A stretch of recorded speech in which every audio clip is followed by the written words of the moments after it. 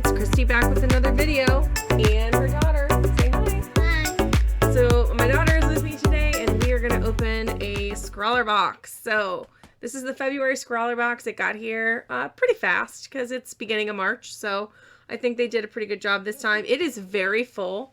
Like, if you look how it's like busting open. So we're super excited. It looks really full. To see what's in this box. So let's go ahead and unbox it and see what's in here. We got a nice little pull tab here. What's it say? Just one little rip and you're into your art supplies. I didn't know it said stuff there. I spy a GellyRoll. Okay, hold on. Let's do this. I know. I think I already gave you at least one GellyRoll. All right, Scrawler zine. Look at how pretty this looks. I already am into it. What do you think is in? What do you think's in here? Watercolors or markers? Me too. That's what I think. This looks very much like. I don't want to spoil ourselves. Okay. Look at this. So pretty. It's some kind of a paper. I can see that. Okay. Well, we'll look at the paper in a second, but look at the artwork. Let's see who the featured artist is.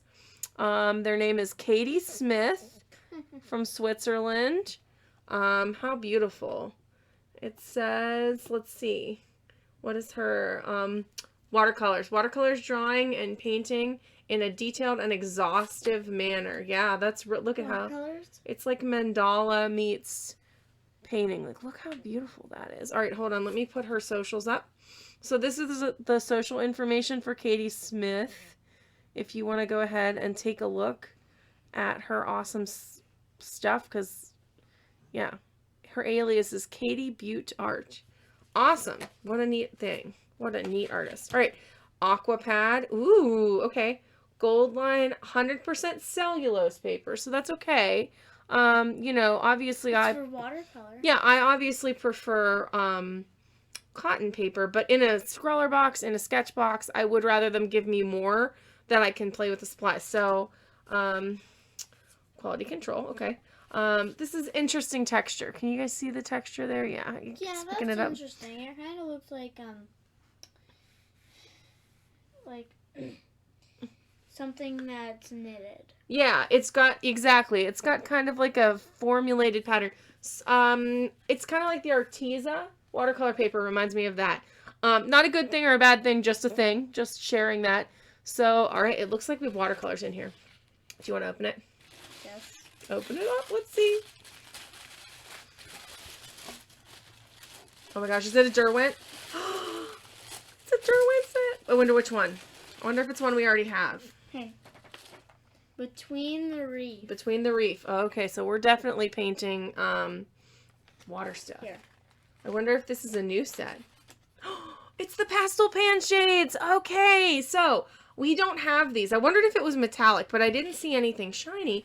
Oh my gosh, so cool. So this is the pastel shades. I have the Inktense blocks, and I have the Graphitint 12 set. I do not have this set.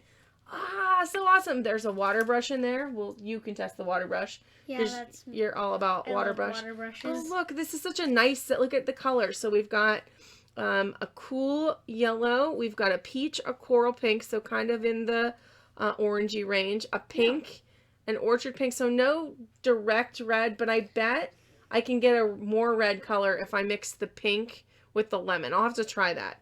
And then we have cornflower blue, turquoise, mint. So nice green selection. Artichoke. That's a really pretty green. Yeah, that's a cool and then storm gray and silver blue. Ooh, so the mint is my favorite color. All right, what else is in here? The sticker. The sticker. And we've got fizzy rolls. I don't know what those are. Strawberry and tutti frutti flavor. And then just a GellyRoll 0.8 pen. So, okay. Okay, I am a little surprised we don't have this is the only water brush that's in here, but that is a paintbrush, and it is kind of an all-inclusive set. I know that the Scrawlrbox for March got half of a pan set of charcoals, so this seems like for the money, just off the bat, kind of a nicer deal that you're getting. Anytime they give us like a full travel set of paints like this, I get really excited because it's something that I could take and use, and I will get use out of because it's not loose and I'm not going to lose it. I guess I was right when I said that there was going to be watercolors in here. Absolutely. And so Let's look at this together. we have the whole zine to look at here. So let's see. I know. No, zine, because it's like magazine. Yeah, zine is how you say it. Okay. Do you say it differently? Tell me in the comments below. So we've got a watercolor pad. We've got the pastel pan set, artist picture, fizzy rolls. We'll have to try the fizzy rolls later. The menu, GellyRoll. I love the zine. It's my favorite. So here's a whole thing with the featured artists. I'll read that later, but I'm very excited to check that out. Then they give you some tips of things to try, which I always think is appreciated, especially when it's a medium that I am not terribly familiar with. I am a big watercolor person, so I'm excited to play with these, but I do like having some tips. Here is from the Into the Darkness, one where we did the Zelda piece. So good. Look at these beautiful pieces that people did. Yeah, that's a neat dragon one. Yeah, I like that dragon. I think... Oh, that cat's cool too. I think my favorites... Is that a dog? Are... I really like that somebody... I like the ones where they use the GellyRoll really well, because that was the thing I had a hard time with. That one's pretty. That's really cool. Yeah, I love that one. I love this one. I had seen this one already on Instagram. And it's really cool. With the little eyes. It's so cute. So cute. And then Subtle but Mighty, The Power of Pastel. This is so neat. I'm so excited about this Scrawlrbox. We're going to have so much fun with it. All right, so we're going to set everything out and we're going to swatch. And then we will come back and do an art piece. Let's get out the prompt one more time.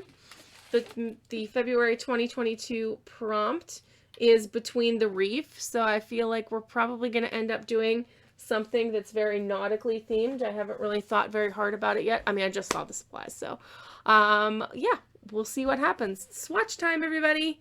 Bye for now.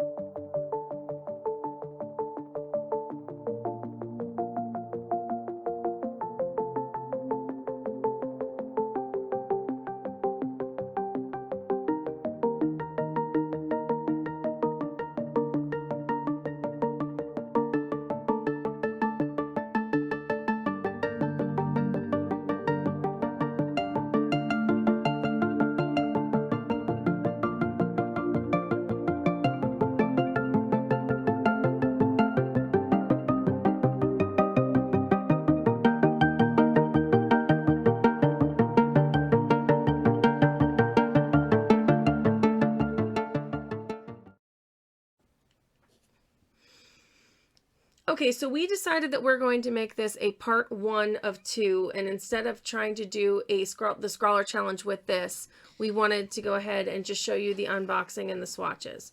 So overall, so far, I really like this box. I think it was a pretty good box. I'm not completely finished with my thoughts on it yet, but I'll at least tell you where I'm at.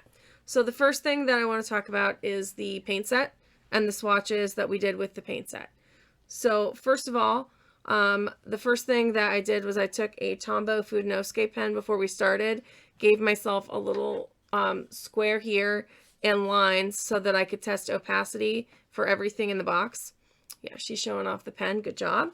And so I did the opacity test here, and then I did a little bit of a bigger swatch just to see if I could get lighter values. The colors in this box are beautiful, like just a great range of colors. I used this little jellyfish here to test layering ability of the paints, and I used 3 different colors here. I used these 3 to try to test the layering ability, and I did a blending test. I did a floral that had kind of a blend in it, and then I did some more normal loose floral stuff here, here, and here. The cellulose paper did not do a great job with the wet on wet that I tried to do here. It did a really good job with this, did a really good job with this. It wasn't the greatest here. If I was going to do wet on wet, I would really wet the paper down, maybe even from like behind, if I was going to really want wet on wet technique with cellulose paper, but that's pretty common for the paper. The biggest thing that people complain about with pastel paints is their chalkiness. And as far as I can tell you, I think Derwent did a pretty good job of not making these paints too chalky. They are pastels. There's going to be white filler in them because that's just how you make white watercolors happen. But overall, from what I've seen of other pastel paints, I don't think these are too bad. Honestly, to me, they didn't feel chalky at all. Yeah, so that's awesome. So why don't you talk a little bit about what you did with your paint swatch? So I did the same thing with the Tombow Food No-Scape pen. Putting a line through. That was my opacity test. Mm-hmm. And then I did bigger swatches there to kind of see, like, sometimes when you have a lot of paint on your brush and you need that paint, it, like, as you're watercoloring with it, the color gets like lighter and lighter. So that's kind of why I did these little swatches here. Mm-hmm. And then I did a wet on wet here. Mine didn't do what hers did because I think it was because I put more water on it. Yeah. This was kind of like a bleeding test. Here was the test to see like how good this water brush was, like with the strokes. It's pretty good. And you thought it was a pretty good water brush? Yeah. Yeah, she used the water brush most of the time because she likes them more than I do. So yeah. She's the watercolor brush, water brush person. So if she says it's good, it's good. Yep. And this cloud here, so I painted it. Then after it dried, I put water on it, then painted over it just to see. It made kind of like a bloomy effect. Yeah. And down here I did a big gradient. Yeah, I love the rainbow gradient. I think it turned out so good. This was the other colors that weren't really in the rainbow that I had used. There, the purple kind of got cut off. And she did something I didn't think to do, which was a mixing test up here. Yeah. So these were the complementary colors testing. I only did a few complementary colors. That's red and green. That's green and a little bit of red. Wait, that's green and purple because that can make more muted green. Yep. I think that's orange and blue. Mm-hmm. And I forget what this one is. But her goal was to try to see if she could mute down some of the colors because they are pretty bright. And it turned out really nice. You got some really nice muted tones here. Yeah. Now can I talk about the pens? Yeah, so go ahead and talk about the pens because I think that the the GellyRoll pen was the disappointment in the box. Yeah, so I'll just take this leaf here I did the bleeding test on. It's kind of like pulling up the paint, but even if I go lighter on it, still like barely anything. Yeah. And then that didn't work, so we both tried this Oop. this Uniball Signo white gel pen. It works just like a tiny bit better, but Right. like still. Yeah. See, I got some white right here. Maybe this works better than the GellyRoll. Honestly, now that these paints are dry, I think we did it a little bit when they were wet. So I think the Uniball Signo works better So yeah, than the GellyRoll. it does. If you use a really light touch with the Uniball Signo, it seems to work better. But Yeah. overall, the white pens on this paper with this pigment doesn't seem to want to pick it up nicely. I do not believe that this artist is amazing, but I do not believe that this artist was doing this with a white gel pen. I think this is either a teeny tiny paintbrush with white gouache or some kind of teeny tiny white ink or Posca situation. It is not happening with these supplies. That is not happening. And so, or maybe like they took a really good pencil, sharpened it a lot, and got tiny things out of that. Yeah, I don't know. That can happen. But also here in this piece of art, there's some really dark values happening that I'm not going to be able to get with these supplies. I don't think. Maybe I'll play, but I don't think that I can. So I think that overall, if we had a black water-based marker, even just like a Tombow water-based marker that was black that we could have like scribbled on the palette to help darken some of these shades to get some darker values, that would have been much more valuable to me than the white pen. Maybe even like a wax-based pencil. Mm-hmm. That was like a watercolor. I don't know if that's possible. But Yeah. So that was like a watercolor wax-based pencil.